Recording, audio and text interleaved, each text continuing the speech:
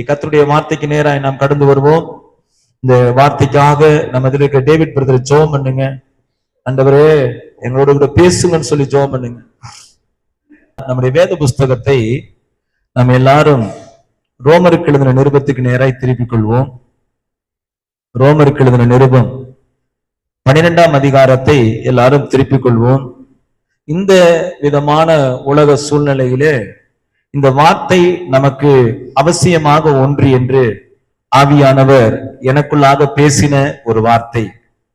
எனக்குள்ளாக பேசின அந்த வார்த்தையை நான் உங்களோடு கூட பகிர்ந்து கொள்ளும்படியாக நான் விரும்புகிறேன். ரோமருக்கு நிருபம் 12ஆம் அதிகாரம் 21வது வசனத்தை ஒருவர் வாசிப்போமே.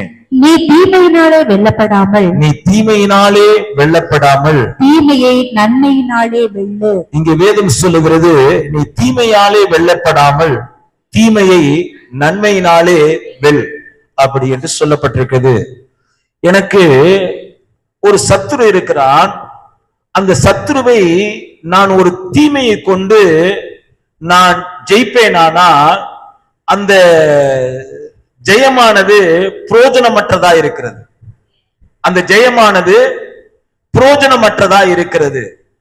இங்கே நீங்க இன்னும் கூட ஆழமாக நீங்க கவனிப்பீர்களானால் இந்த 12ஆம் அதிகாரம் 14வது வசனத்தை நீங்கள் வாசிப்பீர்களானால், உங்களை துன்பப்படுத்துகிறவர்களை நல்ல கவனிங்களை என்ன சொல்லுகிறது? உங்களை துக்கப்படுத்துகிறவர்களை ஆசீர்வதியுங்கள். என்ன சொல்லப்பட்டிருக்கிறது? உங்களை துக்கப்படுத்துகிறவர்களை ஆசீர்வதியுங்கள். நல்ல கவனிங்க.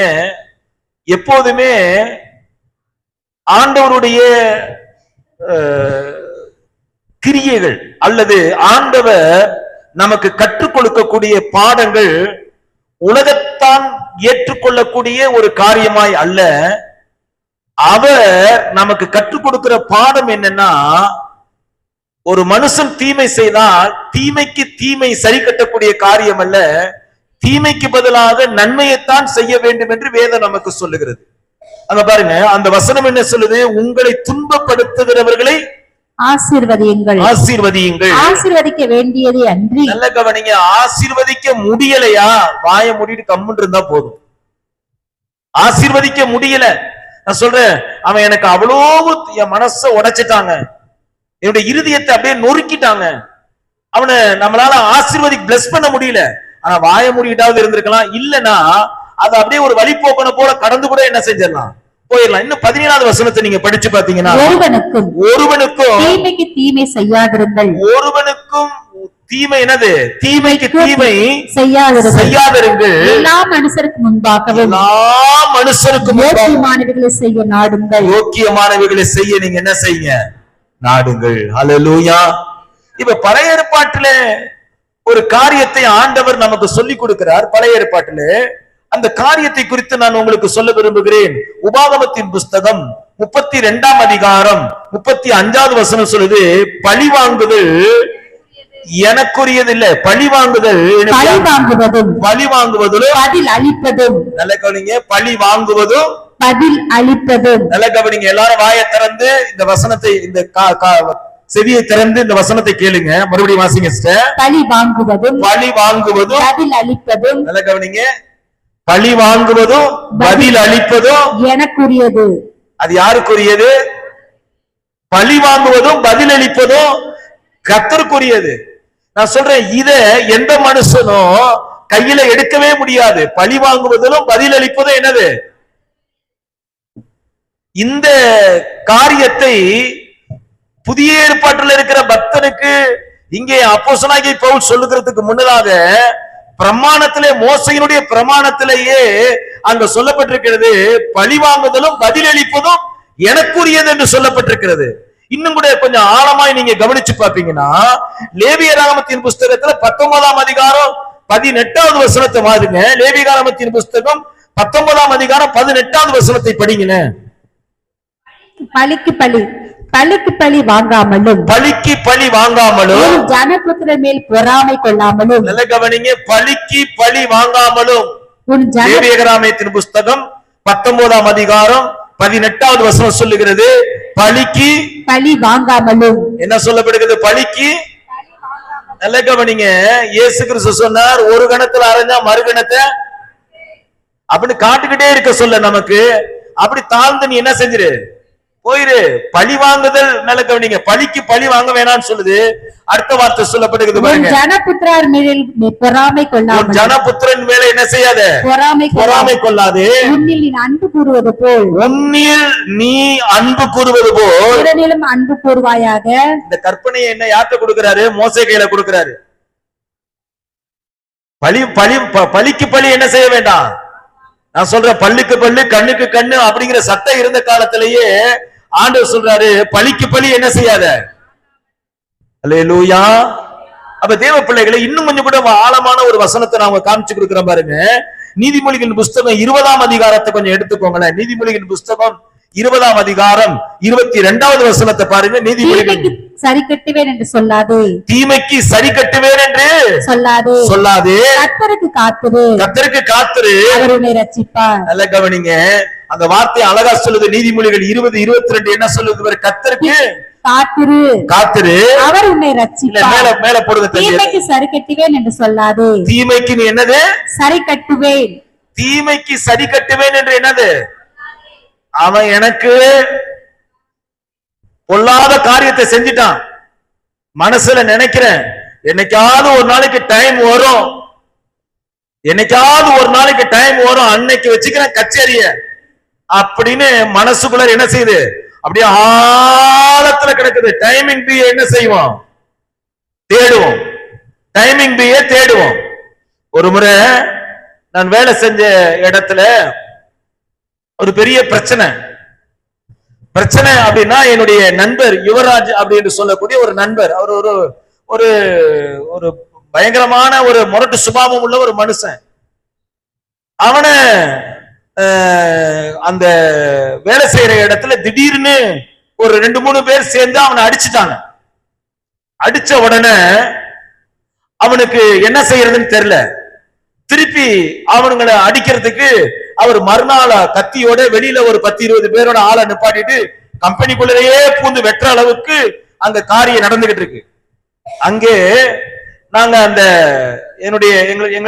எங்களுக்கு ஒரு ஒரு ஒரு ஒரு ஒரு நல்ல வயது உடைய ஒரு நண்பர் இருந்தார். அவர் பேரு கணேசன். நாங்க சியான்னு கூப்பிடுவோம். அவர்கிட்ட போய் இந்த மாதிரி பிரச்சனை எப்படி இருக்கு அப்படி சொன்ன என் நண்பர் யுவராஜை கூப்பிட்டு சொன்னாங்க, இப்ப இது நேரம் இல்ல, அவனுங்களை வெட்டுவோம், ஆனா இப்ப வேணாம், கொஞ்சம் பொறுத்துரு அப்படின்னு. இவன் அதுக்கு துடிக்கிறான். அப்ப ஒரு கதை சொன்னார் அவரு, இன்னைக்கு வரைக்கும் மண்டையில இருக்கு அந்த கதை. இந்த வர தக்காளி இருக்குல்ல, தக்காளி, அந்த தக்காளிய காயில அப்படியே அமுக்கணும்னு வச்சுக்கோ, ஓ மூஞ்சில தெரிச்சிடும். காய கொஞ்சம் என்ன செய்ய, பழுக்க விட்டு அமுக்குனா கைக்குள்ளரே என்ன செஞ்சுக்கலாம், அமைக்கலாம் அப்படி சொன்னாரு. அது கொஞ்சம் அந்த ஆலோசனை அன்னைக்கு எல்லாருக்கும் என்னது, இப்ப இருந்தா பெரிய விபரீதம் ஆயிருது, சமயம் கிடைக்கும் போது அவனை போட்டு தள்ளலாம் அப்படிங்கிற மாதிரி ஆலோசனை கொடுத்து இந்த காரியத்தை அப்படி என்ன செஞ்சிட்டாரு, ஆஃப் பண்ணி போட்டாரு.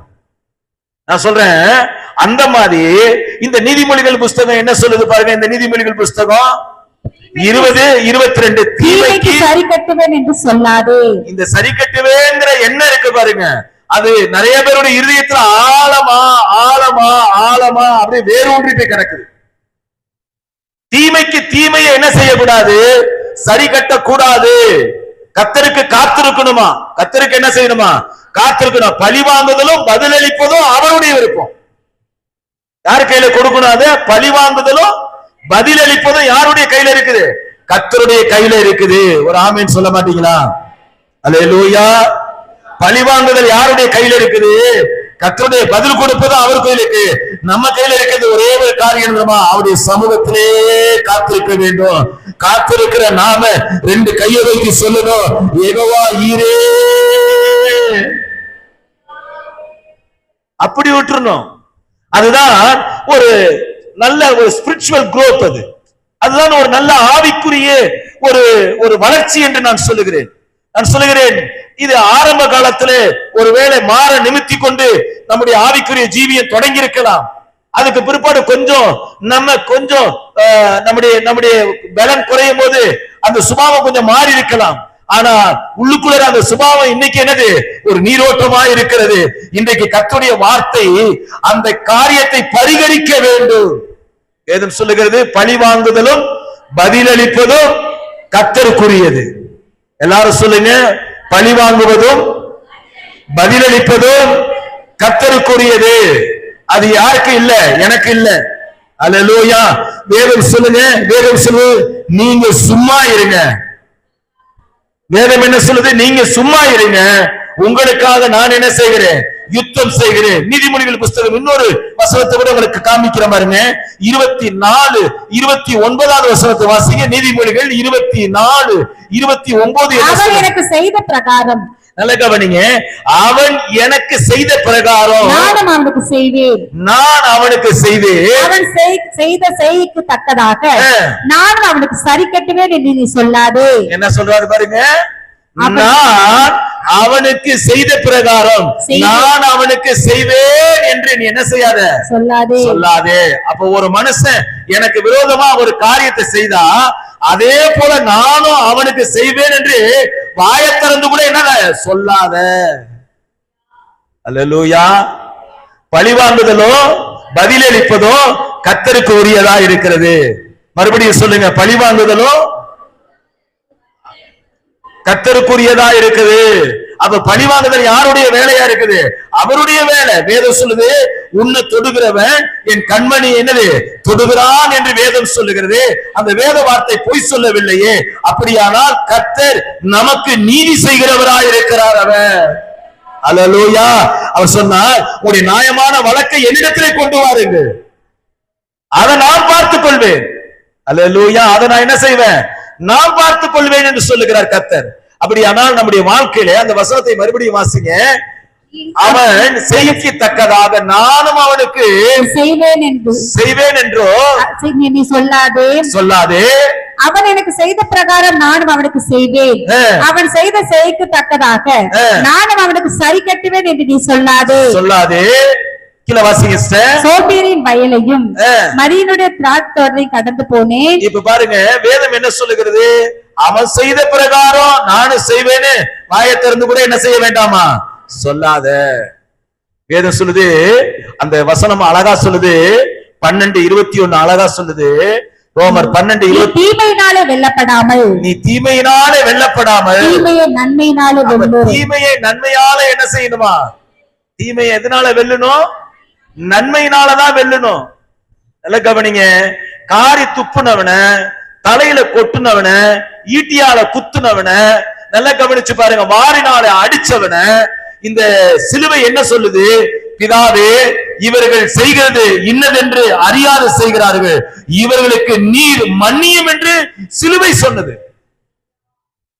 நான் சொல்லுகிறேன், சிலுவையின் உபதேசம் கெட்டு போவர்களுக்கு அது எப்படி இருக்குது? பைத்தியமா இருக்கிறது. ரட்சிக்கப்பட்டிருக்கிற நமக்கு அது தேவ பலனா இருக்கிறது. அல்லேலூயா. ஆவியானவர் பேசுகிறாருங்க. ஆவியானவர் பேசுகிறார். சிலுவையின் உபதேசம் அதைத்தான் நமக்கு சொல்லிக் கொடுக்கிறது. சிலுவையின் உபதேசம் கெட்டு போவர்களுக்கு பைத்தியமா இருக்கிறது. ரட்சிக்கப்படுகிற நமக்கும் அது தேவ பலனா இருக்கிறது. அல்லேலூயா. கர்த்தருடைய காரியத்தை கொஞ்சம் ஆராய்ந்து பார்ப்போம். இந்த சிலுவையின் உபதேசம் நல்லா கவனிச்சு பாருங்க. இந்த உலகத்துக்கு என்ன தரமா வந்தது? மன்னிப்பை கொண்டு வந்தது. இந்த உலகத்திற்கு என்னத்தை கொண்டு வந்தது? மன்னிப்பை கொண்டு வந்தது. அல்லேலூயா. எத்தனை பேர் கையை வைத்து ஆமென் சொல்ல போறீங்க? அல்லேலூயா. அப்ப தேவனுடைய பிள்ளைகளே நல்லா கவனிங்க. இப்ப 12ஆம் அதிகாரம் 1வது வசனத்தை வாசிங்க. அப்படி இருக்க சகோதரரே, நீங்கள் உங்கள் சரீரங்களை பரிசுத்தமும் தேவனுக்கு பிரியமான, நல்ல கவனிங்க, இந்த வேட கவனிங்க, தேவனுக்கு பிரியமான, நல்ல கவனிங்க, இந்த வார்த்தையை கவனிங்க, தேவனுக்கு சரீரத்தை பரிசுத்தமா காத்துக்கிறது ஒரு பகுதி. விபச்சாரம் பண்ணாம, வேசித்தனம் பண்ணாம, களவு பண்ணாம காத்துக்கிறது ஒரு பகுதி. ஆனா பிரியமா இன்னொரு பகுதியை காக்கணும்னா இந்த மாதிரியான சுபாவங்கள் நம்முடைய அவயங்களில் என்ன செய்யப்பட வேண்டும்? ஏற்பட வேண்டும். அங்க பாருங்க, அந்த வார்த்தை அழகாய் சொல்லுகிறது. அங்க வாசிங்க மறுபடியும். அப்படி இருக்க சகோதரரே, உங்கள் சரீரங்களை பரிசுத்தமும் தேவனுக்கு பிரியமான ஜீவ பலியாக ஒப்புக் கொடுக்க வேண்டும் என்று தேவனுடைய இரக்கங்களை முன்னிட்டு.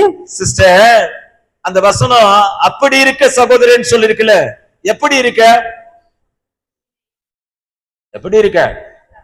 அங்க சொல்லப்பட்டிருக்கல, அப்படி இருக்க சகோதரரே அப்படின்னு ஒரு வார்த்தை பயன்படுத்துறாரு பவுல். எப்படி இருக்க சகோதரரே அப்படின்னா, இந்த 11ஆம் அதிகாரத்தினுடைய கடைசி வார்த்தை சொல்ற சகலமும் அவராலும்.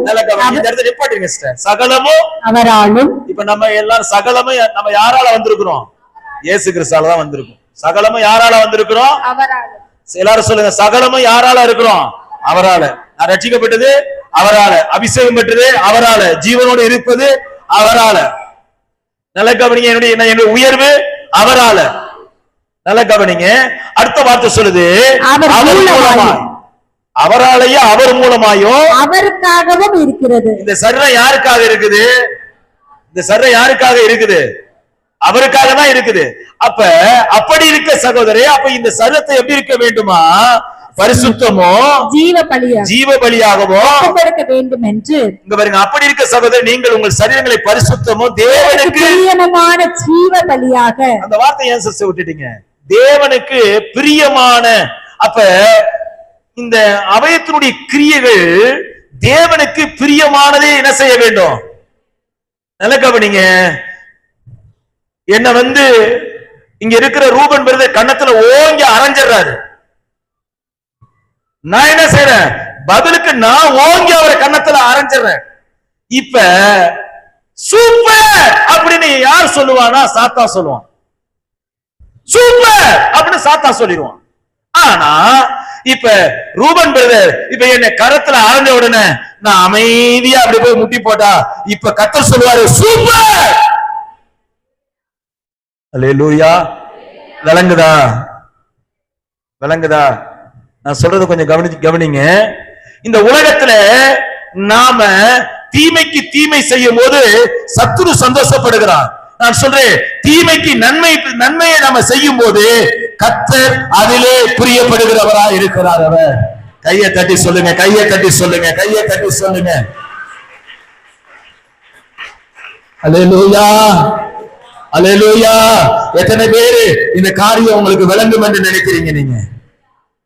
அதனாலதான் தீமைக்கு தீமை அல்ல, தீமையை நன்மையால என்ன செய்ய வெள்ளே வேதம் சொல்லுது பாருங்க. ஏன் அப்படின்னா, நான் அவராலே அவர் மூலமா அவருக்காகவே இந்த பூமியில ஜீவிச்சுக்கிட்டு இருக்கேன். நல்ல கவனிங்க, மறுபடியும் சொல்றேன், நான் அவராலே அவர் மூலமா அவருக்காகத்தான் நான் வாழ்ந்துகிட்டு இருக்கேன். அப்ப இந்த வாழ்க்கை யாருக்காக தான் வாழ்றேன்? அப்ப நான் அவருக்காக வாழ்றேன்னு சொல்லிட்டு அவருக்கு பிரியம் இல்லாம வாழ்ந்தா, அவர் சொல்லுகிறதை கேட்காம வாழ்ந்தா, அவர் செய்ய சொன்னதை செய்யாம வாழ்ந்தா, அவர் எப்படி அதுல பிரியப்படுவார்? அவர் பிரியப்பட மாட்டாரு. அப்ப தீமைக்கு தீமை அல்ல, தீமைக்கு நன்மை செய்ய சொல்லுகிறார். நல்ல கவனிங்க, ஒரு இடத்துல சொல்லப்பட்டிருக்குது, நீங்க நன்மை செய்து நீங்க நல்ல கவனிங்க, தீமை அதாவது தீமைக்கு, அதாவது அந்த வசனம் இப்படி சொல்லப்பட்டிருக்குது. சொல்லுங்க சிஸ்டர் அந்த வசனத்தை. நீங்க தீமை செய்து பாட அனுபவிப்பதை பார்க்கலாம். அந்த வசனம் தான். நீங்க தீமை செய்து, நான் தீமை செஞ்சுட்டா அதனால எனக்கு ஒரு பாடு வந்துருச்சு, அது எல்லாருக்கும் ஏற்படக்கூடிய காரியம் தான். ஆனா நன்மை செய்து நாம பாட அனுபவிச்சா அது பாக்கியம் என்று சொல்லுகிறது. அல்லேலூயா. கர்த்தர் நல்லவரா இருக்கிறாருங்க. இங்க பாருங்க, உங்களுக்கு இன்னும் கூட ஒரு வசனத்தை காமிச்சு கொடுத்து நான் முடிக்க விரும்புகிறேன். 1 பேதுருவின் புஸ்தகம் 2ஆம் அதிகாரம் 1 பேதுருவின் புஸ்தகம் 2ஆம் அதிகாரத்தை எல்லாரும் திருப்பிக் கொள்ளுங்கள். 1 பேதுருவின் புஸ்தகம் 2ஆம் அதிகாரம் அதிலே 15வது வசனத்தை வாசிங்க. நீங்கள் நன்மை செய்கிறதுனாலே புத்தியின மனுஷருடைய அறியாமையை, புத்தியுள்ள மனுஷனுடைய அறியாமையை அடக்குகிறது தேவனுடைய சித்தமா இருக்கிறது. இங்க பாருங்க சிஸ்டர், 2ஆம் அதிகாரம் 15வது வசனத்துல சொல்லப்பட்டிருக்கிறது, நீங்கள் நன்மை செய்கிறதினாலே புத்தியின மனுஷருடைய அறியாமையை அடக்குவது. நல்ல கவனிங்க, புத்தியினான மனுஷனுடைய அறியாமையை அடக்குவது தேவனுடைய சித்தமா இருக்கிறது. நல்ல கவனிங்க, நீங்க நன்மை செய்கிறதுனால புத்தீனமான காரியத்துல ஒரு சிலர் செயல்பட்டுக்கிட்டு இருக்கானே, புத்தீனமான காரியத்துல ஒருத்தர் செயல்பட்டுக்கிட்டு இருக்கானே, அவனுடைய அறியாமையை அடக்குவது எப்படி தெரியுமா இருக்குது? ரொம்ப சூப்பரா இருக்குது. நம்ம எப்படி இருக்கு பாருங்க, ரொம்ப சூப்பரா இருக்குது. அப்ப சில நேரங்கள்ல புத்தீனமான மனுஷர்கள் என்ன செய்யறாங்க? கோபப்படுறாங்க, ரொம்ப ஆத்திரப்படுறாங்க. அந்த நேரத்துல அமைதியா இருக்குமானா அது தேவனுடைய சித்தத்தை நம்ம செய்கிறதா இருக்கிறோம். 16வது வசனத்துல இன்னும் அழகா சொல்லுது பாருங்க. 16வது வசனம், சுயாதீனம் உள்ளவர்களாய் இருந்தும் உங்கள் சுயாதீனத்தை துர்க்குணத்திற்கு மூடலாக கொண்டிராமல். நல்ல கவனிங்க, நீங்க சுயாதீனம் உள்ளவர்களாய் இருந்தும் உங்கள் சுயாதீனத்தை துர்க்குணத்துக்கு மூடலாக கொண்டிராமல் தேவனுக்கு அடிமைகளாய் இருங்கள். நல்ல கவனிங்க, நமக்கு சுயாதீனம் தான். நமக்கு எல்லாத்தையும் கோவப்பட நமக்கு என்ன உண்டு? பலன் இருக்கு. கோவப்படுறதுக்கு என்னது? பலன் உண்டு. அருவாவை தூக்குறதுக்கு பலன் உண்டு. நல்ல கவனிங்க, பட்டயத்தை எடுக்கிறதுக்கு என்ன உண்டு? பலன் உண்டு. அவனை போல கெட்ட வார்த்தை பேசுறதுக்கு நமக்கு என்னது? வார்த்தைகள் தெரியும், வார்த்தை ஜாலங்கள் தெரியும், எல்லாமே நமக்கு உண்டு. சுயாதீனம் தான். ஆனா ஒன்றுக்கு நம்ம என்ன கிடையாது? அடிமை கிடையாது. ஆனா ஒன்னே ஒண்ணு மாறு காரியம் பாருங்க. அவராலே, அவர் மூலமாய், அவருக்காக நான் என்ன செய்யப்பட்டிருக்கிறேன்? இந்த பூமியில ஜீவிக்கிறேன். நான் அவருக்கு அடிமையாக இருக்கிறேன். விளங்குதா நான் சொல்றது? விளங்குதா? அடிமையாய் நான் என்ன செய்யறேன்? இருக்கிறேன். அதனால தான் இந்த அடிமை சுயமா எதையும் செய்ய விடாதபடிக்கு எல்லாவற்றையும் எஜமான் பார்த்துக் கொள்கிறவராயிருக்கிறார். அல்லேலூயா. பழிவாங்குதலும் பதிலளிப்பதும் கர்த்தருடைய வேலையா இருக்கிறது. பழிவாங்குதலும் பதிலளிப்பதும் யாருடைய வேலையா இருக்குது? கர்த்தருடைய வேலையா இருக்குது. அப்ப கர்த்தருடைய வேலையை கர்த்தர்ட்ட கொடுங்க.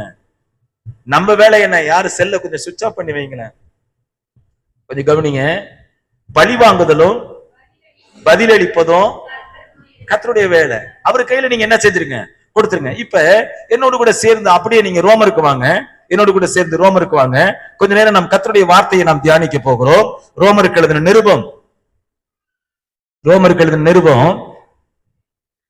எல்லாரும் வாங்க. அந்த 12ஆம் அதிகாரத்துல 19வது வசனத்தை வாசிங்க. பிரியமானவர்களே, பழிவாங்குதல் எனக்குரியது, நானே பதில் செய்வேன் என்று கர்த்தர் சொல்லுகிறார் என்று எழுதியிருக்கிறபடியா பழி வாங்காமல் கோபாக்கினைக்கு இடம் கொடுங்கள். கோபாக்கினைக்கு நீங்க என்ன செய்யுங்க? இடம் கொடுங்கள். அப்பனா தேவன் நமக்கு விரோதமா காரியங்கள் செய்கிறவன் மேல தேவ கோபாக்கினை நிச்சயமா என்ன செய்யும்? வரும். தேவ கோபாக்கினை நிச்சயமா என்ன செய்யும்? வரும். சில நேரங்களில சில நபர்கள், எனக்கு தெரிஞ்ச ஒரு கிறிஸ்தவங்க, அவங்க ஒரு பேர் கிறிஸ்துவ சபையை சேர்ந்தவங்க. அவங்க வீட்டுக்காருக்கு விரோதமாக அவங்க கடையே திறக்காதபடிக்கு, அவங்க ஒரு கடை வச்சு நடத்திட்டு இருக்காங்க. கடையே திறக்காதபடிக்கு பக்கத்து கடைக்காரன் போய் செய்வனை செஞ்சுட்டான். செய்வனை செஞ்ச பக்கத்து கடைக்காரனும் கிறிஸ்தவன் தான். தாக்கப்பட்ட அந்த மனுஷனும் ஒரு கிறிஸ்தவன் தான். அவன் இப்ப இந்த ஏற்கனவே செஞ்சான் பாருங்க அந்த மந்திரவாதி. அந்த மந்திரவாதியோட யாரு பெஸ்ட் மந்திரவாதின்னு தேடி போய் இந்த கிறிஸ்தவன் என்ன செஞ்சுட்டான்? அவனுக்கு மந்திரம் செஞ்சுட்டான். இப்ப இந்த கடைக்காரன் கொஞ்சம் என்ன செஞ்சான்? மேல இருக்கான். அந்த கடைக்காரன் ரொம்ப ஆச்சான். ஃபர்ஸ்ட் செஞ்சு முடிச்சுட்டு திருப்பி அழிவுல வந்தா பாருங்க. அவன் என்கிட்ட ஜெபிக்கிறதுக்கு வந்தான். அவன் என்கிட்ட என்ன செஞ்சான்? ஜெபிக்கிறதுக்கு வந்தான். பாஸ்டர், ஏற்கனவே நான் இந்த ஆளுக்கு நான் என்ன செஞ்சுட்டேன்? செய்வனை செஞ்சுட்டேன். இந்த ஆளுக்கு நான் என்ன செஞ்சுட்டேன்? செய்வனை செஞ்சேன்.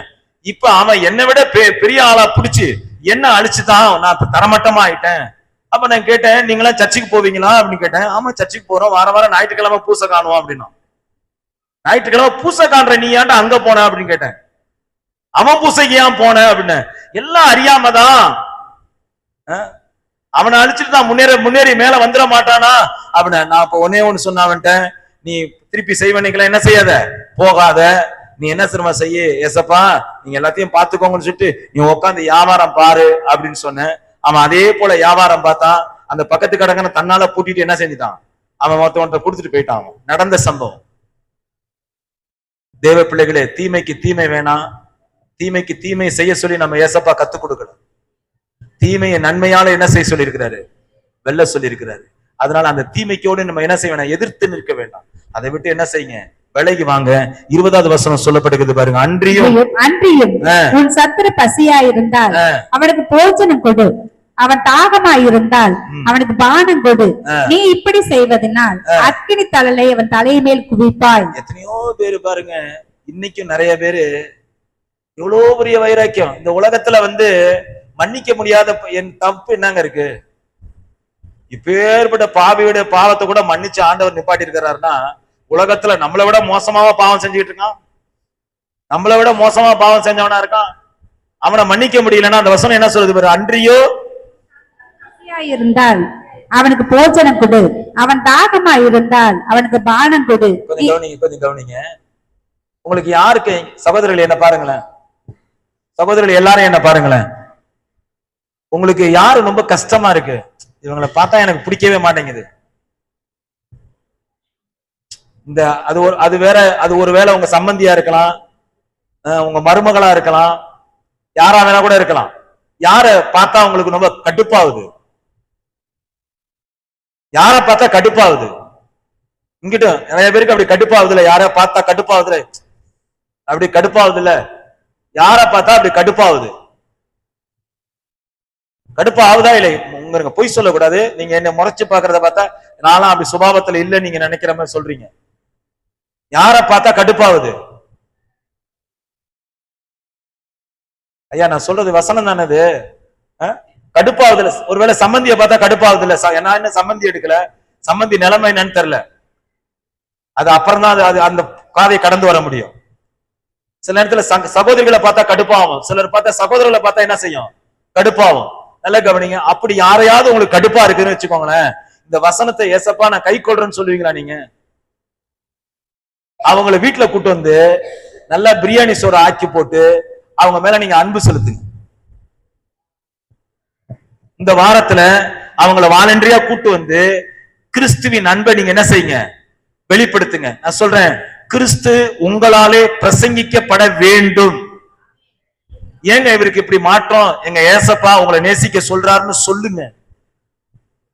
என்ன சொல்றது அங்க, என்ன சொல்லப்பட்டிருக்குது பாருங்க, அந்த வார்த்தை என்ன சொல்லுது பாருங்க, அன்றியும் உன் சத்துரு பசியா இருந்தால் அவனுக்கு போஜனம் கொடு, அவன் தாகமா இருந்தால் அவனுக்கு பானம் கொடு. நீ இப்படி செய்வதினால் அக்கினி தழலை அவன் தலைமேல் குவிப்பாய். என்ன கவனிங்க, அவனை நீ இப்ப பேசுற பேச்சுதான் அவனுக்கு என்ன அக்கினி தழலா இருக்குது. கத்தர் போட்டு பாருங்க, கத்தருக்கு எல்லாம் தெரியும். கத்தர் அக்கினி போடணுமா, அவன் தலையில ஆசீர்வாதத்தை போடணுமா, எல்லாம் அவருக்கு தெரியும். நாம செய்ய வேண்டிய ஒரே ஒரு வேலை என்ன தெரியுமா, மன்னிக்க பழகுங்க. மன்னிக்க என்ன செய்யுங்க, பழகுங்க. வேதம் என்ன சொல்லுது, நீ 2 வஸ்திரம் இருக்கா, ஒரு வஸ்திரத்தை எடுத்தா விட்டுரு அப்படிங்கிறாரு. அதெல்லாம் வாசிக்கிறதுக்கு தான் நல்லா இருக்கு, நடைமுறைக்கு என்ன இல்ல, சாத்தியம் இல்லாம போகுது. நடைமுறைக்கு சாத்தியம் இல்ல. பெரிய பெரிய பெரிய பெரிய டாப் மோஸ்ட்ல இருக்கிற ரெவரண்ட் கூட என்ன செய்யறாங்க பாருங்க. வசனம் அழகா சொல்லுது, என்ன சொல்லுது பாருங்க, அன்றியோ உன் சத்துரு பசியாயிருந்தால். எல்லாம் சகோதரர்கள் எல்லாரும் வாசிப்போமா, எடுத்துட்டீங்களா? 12, 20 வாசிங்க. அன்றியும் உன் சத்துரு பசியாயிருந்தால் அவனுக்கு போஜனம் கொடு, நீ இப்படி செய்வதினால். அல்லேலூயா. இந்த வசனம் நம்ம எல்லாருக்கும் தெரியும்ல, எல்லாரும் சேர்ந்து வாசிப்போமா? அன்றியும் உன் சத்துரு பசியாயிருந்தால் அவனுக்கு போஜனம் கொடு, அவன் தாகமாயிருந்தால் அவனுக்கு பானம் கொடு. நீ இப்படி செய்வதனால் அக்கினி தழலை அவன் தலையின் மேல் குவிப்பாய். இப்ப கையை வைத்து சொல்லுங்க, எனக்கு சத்துருவே இல்லைன்னு சொல்லுங்க. சத்துரு சொல்லுங்க, எனக்கு சத்துருவே. அல்லேலூயா. சத்துருவே என்ன கிடையாது, இல்ல இல்ல. எத்தனையோ மச்சான் மாமாலாம் இன்னும் என்னது மூஞ்ச கூட பார்த்து பேச முடியாத நிலைமையில இருக்கு. ஆனா நாமளும் இந்த பைபிளை வெக்கம் இல்லாம தூக்கிட்டு திரியிறோம். இந்த வேதத்தை நாமளும் வெக்கம் இல்லாம இந்த பைபிளை தூக்கிட்டு நாமளும் தெரிஞ்சுக்கிறோம். அப்படித்தானே? நமக்கும் வெக்கமே இருக்க மாட்டேங்குதுல இந்த பைபிளை தூக்குறதுக்கு. எத்தனையோ பேர் இன்னும் வரைக்கும் கூட என்ன செய்யறோம், ஒரு வெக்கம் இல்லாம பைபிளை தூக்கிட்டு திரிகிறோம். நம்ம சில நேரத்துல நமக்கு குத்தப்படுது இல்ல, கஷ்டமா இருக்குல்ல. ஆண்டவர் சொல்லி கொடுத்த காரியம் என்ன, தீமைக்கு தீமை இல்ல, தீமைக்கு என்ன செய்யுங்க, நன்மை செய்யுங்க. வேதம் என்ன சொல்ல, தீமையே நன்மையால என்ன செய்ய வெல்லு. அப்படி செய்வதனால அவன் தலையில நீ என்ன செய்யற. ஆமென். அல்லேலூயா, அல்லேலூயா. தேவன் இந்த இந்த இந்த இந்த இந்த சுபாவத்தை எனக்கு வைப்பாராக, இந்த சுபாவத்தை எனக்கு தருவாராக, இந்த சுபாவத்தை உங்களுக்கு தருவாராக. நான் பெரிய பிரசங்கம் பண்ணல இன்னைக்கு, எனக்கு முடியல. ஆனாலும் உங்களோடு கூட நான் பேசிக்கிட்டு இருக்கேன். நான் ஒரு பெரிய பிரசங்கம் வச்சிருந்தேன், அது என்னால இன்னைக்கு கொடுக்க முடியாதுன்னு சொல்லிட்டு ஸ்டாப் பண்ணிட்டு இந்த பிரசங்கத்தை கொடுக்குறேன். கர்த்தருடைய பிள்ளைகளே, கண்ணீரோடு சொல்லுகிறேன், எல்லாரையும் மன்னிக்க பழகுங்க. தகப்பன் இருதயத்திலிருந்து பாருங்க, கிறிஸ்துவினுடைய இருதயத்திலிருந்து எல்லாத்தையும் பாருங்க. இந்த உலகத்துல நாம மன்னிக்கலைன்னா யார் மன்னிக்க போறா? கர்த்தருடைய பிள்ளைகள், நீங்க கவனமாய் கவனிக்க வேண்டிய ஒரு காரியம் என்னன்னா, யார் வாயிலும் நிக்காதீங்க. யார் வாயிலும் நிக்காதீங்க. பரவாயில்ல, எதிர்த்து நிற்பது கர்த்தருடைய வேலை இல்ல, அவர் பார்த்துக்குவாரு. எல்லாத்தையும் பழி வாங்குதல் கர்த்தருக்குரியதுன்னு சொல்லி எழுதி இருக்குல்ல, படிச்சோம்ல, அது அவரு பார்த்துக்குவாரு. அல்லேலூயா, அல்லேலூயா. அந்த வசனத்தை மறுபடியும் வாசித்து முடிப்போம். லேவியராகமம் 19:18 வாசித்து முடிப்போம். லேவியராகமத்தின் புஸ்தகம் 19:18 வாசிங்க. லேவியராகமம் 19:18 வாசிங்க. பழிக்கு பழி வாங்காமலோ, ஜனபுத்திரன் மேல் பொறாமை கொள்ளாமலோ, உன்னில் அன்பு கூறுவது போல் பிறனிடத்திலோ அன்பு கூறுவாயாக, நான் கர்த்தர். அல்லேலூயா. அதனால எந்த காரியத்தை கொண்டும் யார் மேலேயும் நீங்க என்ன செய்ய வேண்டாம், பழித்துக்க வேண்டாம். பழி வாங்குதலும் பதிலளிப்பதும் கர்த்தருக்குரியது. எல்லாரும் சொல்லி முடிப்போமா? எல்லாரும் சொல்லி, எல்லாரும் கையை வலது கரத்தை பைபிளை மூடிடுங்க. பைபிளை மூடிக்கோங்க. இந்த பைபிளை நான் சந்தோஷத்தோட தூக்கிட்டு போகணும், ரொம்ப கம்பீரமா தூக்கிட்டு போகணும். எல்லாரும் வலது கரத்தை வைத்து சொல்லுங்க, பழி வாங்குதலும் பதிலளிப்பதும் கர்த்தருக்குரியது. தீமையை நன்மையாலே வெல். அல்லேலூயா, அல்லேலூயா. எல்லாரும் அப்படி எழுந்து நின்று, யாரும் போக வேண்டாம், எல்லாரும் எழுந்து நின்று. எங்கள் நல்ல ஆண்டவரே, அருமையான வேலைக்காக சோத்திரம். எங்களுக்கு மன்னிக்கிற சுபாவத்தை தாங்க, சத்துருவை சிநேகிக்கிற சுபாவத்தை தாங்க, தீமை செய்வர்களுக்கு நன்மை செய்ய எங்களுக்கு கற்றுக் கொடுத்திருக்கிறீங்க. அதை நாங்க கை கொள்ள கர்த்தர் கிருபை செய்யுங்க. வந்த பிள்ளைகளை தொடர்ந்து ஆசீர்வதித்து வழிநடத்துங்க. பிள்ளைகளுடைய எல்லா தேவைகளையும் கர்த்தர் சந்திங்க. இயேசு மூலம் பிதாவே, ஆமென். என் ஆத்துமாவே, என் ஆத்துமாவே கர்த்தரை ஸ்தோத்திரி. ஆமென். God bless you. கர்த்தர் உங்களை ஒரே ஆசீர்வதிப்பார்.